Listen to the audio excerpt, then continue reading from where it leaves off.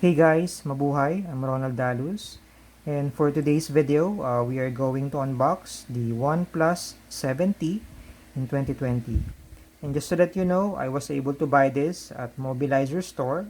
Bali doon ko din nabili yung iPhone 11 na in-unbox natin early this year.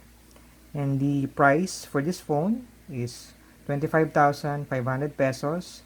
That is for the 8 gigs of RAM with 128 gigs of storage. If you're interested to buy this phone, punta lang kayo sa mismong Facebook page ng Mobilizer. So, makikita nyo dun yung iba't ibang unit na binibenta nila.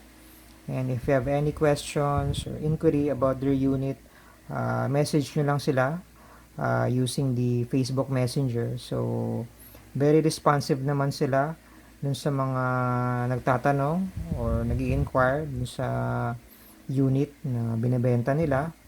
And then tumatanggap din sila ng COD or cash on delivery. Yun nga lang, within the Metro Manila lang yon. And syempre, yung delivery fee, nakadepende na lang din yun dun sa location. So, check nyo lang din yung Facebook page nila for further information. Actually, na-unbox ko na tong OnePlus 7T kasi nung nabili ko siya few days back, kailangan na talagang gamitin yung mismong phone. So, wala na talaga akong time na yan gumawa ng unboxing video. So, pero sa akin lang, itong purpose nitong video na to, baka kasi may mga kagaya ko na interested din bumili ng ganitong klaseng unit.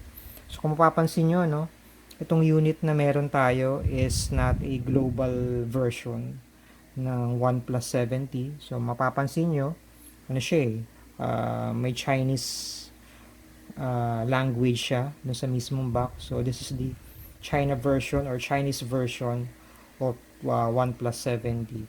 So, marami nagbebenta ng ganito dito sa Pilipinas, sa gray market.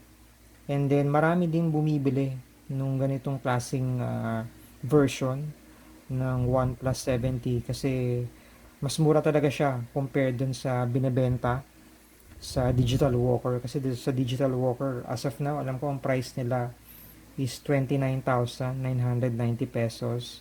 That is for the 8 gigs of RAM and 128 gigs of storage. So, yun lang talaga yung officially ni-release dito sa Pilipinas is hanggang 128 gigs lang. And pag ganito yung binili mo, China version or Chinese version, meron silang 256 gigs. So, may option kang to a higher storage. Pero yung binili ko, 128 lang kasi for me, sapat na yung 128 gigs eh. Kasi, hindi naman din ganun karami yung apps na ini-install ko. Tsaka hindi naman ako masyado nag-take ng videos. More on photos lang talaga yung kinukuha ko. So, for me, sapat na yung 128 gig. So, ayun siya. Baka may mga interesado lang din na bumili ng ganitong klaseng version ng OnePlus 7T. So, ito, this video is somehow would give you an idea kung anong itsura niya pagka sakaling ganito yung bibili nyo. So, ayun lang. Siyempre, before we do the unboxing, check muna natin yung mismong box nitong OnePlus 7T. So, pasensya na kayo no, kung medyo hindi ko na nakunan ng buo yung mismong box nitong phone kasi masyadong mahaba eh. Hindi na siya kasya dun sa mismong frame ng camera ko. So, ayun siya. So, ito yung mismong front cover ng box. So, ayun siya. Nakalagay OnePlus 7T. And then, nakalagay dito yung may mga Chinese na words dito. And then, makita nyo rin yung isa sa mga features na itong phone na to, which is the 90Hz display.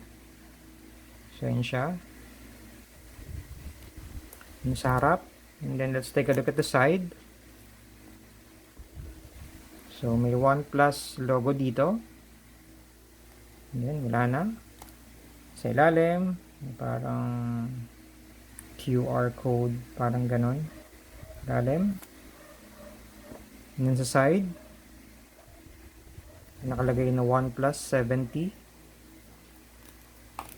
Sa ibabaw, wala namang nakalagay. And then, let's take a look at the back. So, ayun siya. Yung nakalagay sa likod. So, may sticker dito. So, ito yung unit na meron ako. 8 gigs of RAM with 128 gigs of storage. And the color that I have is the Glacier Blue. So, yun siya. So, may nakalagay na Qualcomm, Dolby Atmos. So, ayan. So, hindi natin masyadong maintindihan yung ibang nakalagay kasi naka-Chinese language siya. So, yun siya. So, let's go ahead at i-open na natin siya. Bale, pagkabukas ko nung mismong box, ito yung unang-una nyo makikita. So, kunin natin to. So, makita nyo dito, OnePlus. And then, nakalagay dito yung I think this is the welcome letter from OnePlus. So, hindi pa siya na-open. So, hindi ko na to i-open. So, yun siya. Meron siyang Chinese words dyan. Sa likod, may OnePlus logo. And then, meron din siyang OnePlus sticker. So, nalagay dyan, never settle. Likod, wala. And then, I believe this is the quick start guide. Yan siya, OnePlus. So, sa likod, nakalagay, never settle. So, open natin to. So, meron pa namang nakalagay na mga English word. So, kada ko full Chinese manual lang to. So, nakalagay naman dyan yung mga information about the phone. Sa likod. So, yung nakalagay. Pasensya na kayo kung hindi nakasya dun sa mismong camera frame. So, yun siya. And then, this one. So, ito, wala. Puro Chinese language lang ito. Wala siyang English na language. So, ayun siya. Tabi na natin to. And then, dito mismo nakalagay yung mismong phone. So, mamaya, papakita natin yung mismong phone. Pagkatapos kung ipakita yung iba pang laman na itong package. So, dito siya naka-wrap yung mismong phone. So, the model that we have is the HD1900. So, pag HD1900, yung model number ng phone mo, so, obviously, ano siya, Chinese version or China version, yung unit na meron ka. So, ayun siya.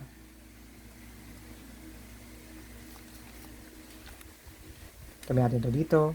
So, sa mismong box, may nakalagay dito, never settle. So, ayun siya. So, open na natin to. And then, dito, nakalagay naman, I think this is the SIM eject tool. So, ayun siya. Yung pambukas natin ng SIM tray. So, ayun siya. Lagay dyan, OnePlus. And this is the okay lang, tanggalin natin. Ito na yung Warp Charge 30T. This is the Warp Charge 30T. Dati ang nakalagay dito dust charge eh. Pero alam ko, based dun sa nabasa ko dati pa, nagkaroon yata sila ng issue dun sa word na dust charge. Parang may nagki-claim na yata nung dust charge eh. So ngayon pinalitan nila ng Warp Charge 30T. So ayun siya. Mismong charger niya.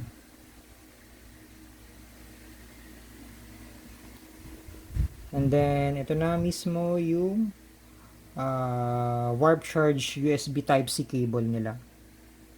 So ayun siya. So sabi nila for you to be able to fully fast charge yung OnePlus unit nyo, kailangan ito lang talaga yung gagamitin nyo. So, dito lang talaga sila magpa-fast charge ng sobrang bilis pag ito yung ginamit nyo. Yun yung kaka-explain nila, no? I'm not sure. Pero, pag gumamit yata kayo ng ibang cable, hindi yata ganun kabilis. Pero pag ito yung ginamit nyo, talagang lalong mas mabilis yung charging ng phone. So, yun siya.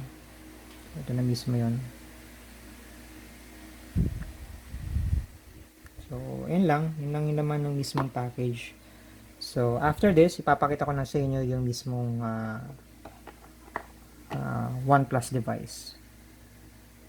As you can see, ito na mismo yung OnePlus 7T device. And kagaya na nabanggit ko kanina, the color that we have is the glacier blue. Bali, meron pa siyang isa pang color, which is the frosted silver. Actually, mas prefer ko yung color na yun kasi parang mas eleganteng tingnan. Siya parang mas pang professional tingnan. Kaso hindi siya available. Available lang siya for 256 gigs. Kaso mas mahal na yung 256 gig. So sabi ko, ito na lang glacier blue yung pipiliin ko. Pero nung nakita ko tong color na glacier blue sa actual, ito na mismo nung binili ko, hindi naman ako nagsisi dahil maganda pala siya. Even though napaka-common na nung color blue, no wonder marami ring bumibili ng color blue kasi maganda pala talaga yung yung ganitong kulay. So, ayun lang. So, ngayon, let's go ahead at check na natin yung mismong device. So, as you can see here, ito yung mismong likod. Yung OnePlus 7T. Ito mismo yung camera design niya. Bilog. So, makikita nyo dyan yung 3 camera lens. For the main camera, ultra-wide at saka telephoto. For the main camera, 48 megapixel. For the ultra-wide, 16 megapixel. And for the telephoto, 12 megapixel. So, yun siya. Meron din siyang macro lens na kasama. So, nakalagay din yung LED flash.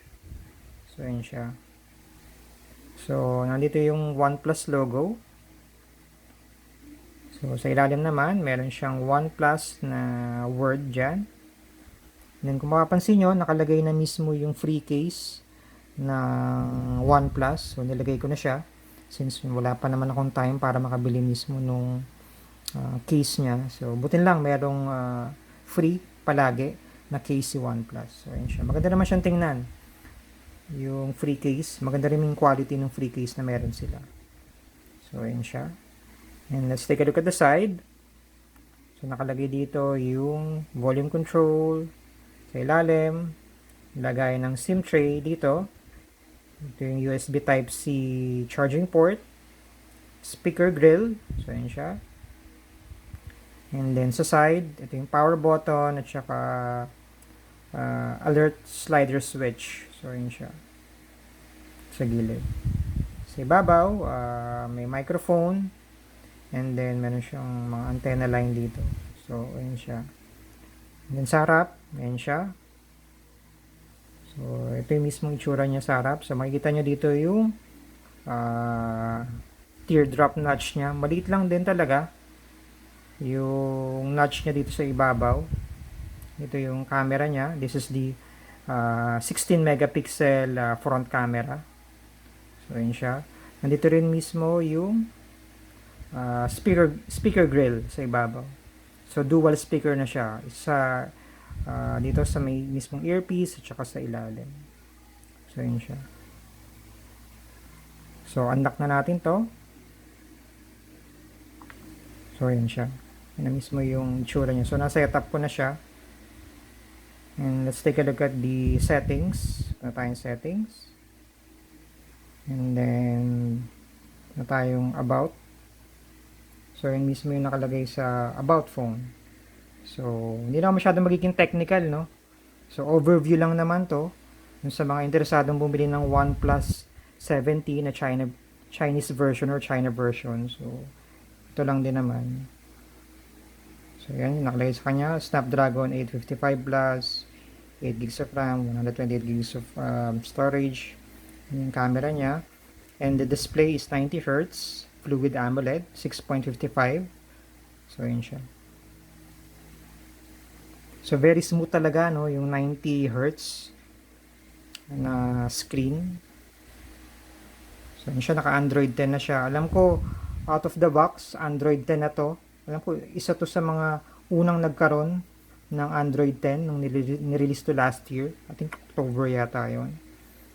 So, ito yung model number niya, HD1900. So, yun siya. So, yun lang. So, Dito sa video, hindi masyadong mahalata kung gaano ka-smooth yung 90 Hz. Pero sa actual, very smooth talaga siya. Parang mas lalong bumilis yung device via 90 Hz display. So, ayun lang. Again, if you are also interested to buy this phone, leave ko na lang din sa description below kung saan ko siya nabili at kung magkano. And before I end this video, may mga nakalimutan lang din akong banggitin kanina. Kagaya nung if you're planning no, to buy this phone sa mismong digital walker, syempre ang advantage pag doon ka sa kanila bumili is they have an 18 months official warranty. Kasi compare dito sa pinagbilan ko, they only have 1 year store warranty. So kayo nang bahalang mamili kung saan nyo mas gustong bumili. Syempre for me yung price difference din kasi malaki rin. So ako for me nagpaka-practical na lang din ako. Syempre in our current situation right now, syempre kailangan lang din natin maging practical sa mga bagay na binibili natin. So either way, wala naman ding problema kung saan kayo bibili. So nasa sa inyo na kung depende na sa budget niyo yan. So ayun lang. And then isa pa, pag yung mga Chinese version pala or China version ng OnePlus devices is ang operating system para nun is Hydrogen OS. So, pero yung mga Chinese version na OnePlus device na binebenta dito sa Philippines, sa mga hindi pa nakakaalam, is converted na siya to Oxygen OS. So, global room na ang tinatawag dun. Kasi sa digital walker, automatic global room na or global device na yung binebenta nila. So, yung difference kasi nung global sa Chinese version is parang nagkakatulo na lang yata sa network band or sa LTE band. So, parang mas marami yata yung LTE band ng global. Lalo na pag nagta-travel ka sa syempre sa US. So, mas maraming LTE network band yung supported doon compared sa Chinese na version ng OnePlus. So, pero kung dito ka lang naman sa Philippines, so mas okay na kung Chinese version yung bibilin mo kasi kung dito ka lang din naman sa compatible din naman yung mga LTE bands dito sa Philippines ng China version. So, ayun lang. Anyways, I hope you like this video, no? Stay safe, stay home kung wala namang ibang gagawin sa labas. Stay home na lang po tayo. And yun lang po. And have a good one guys.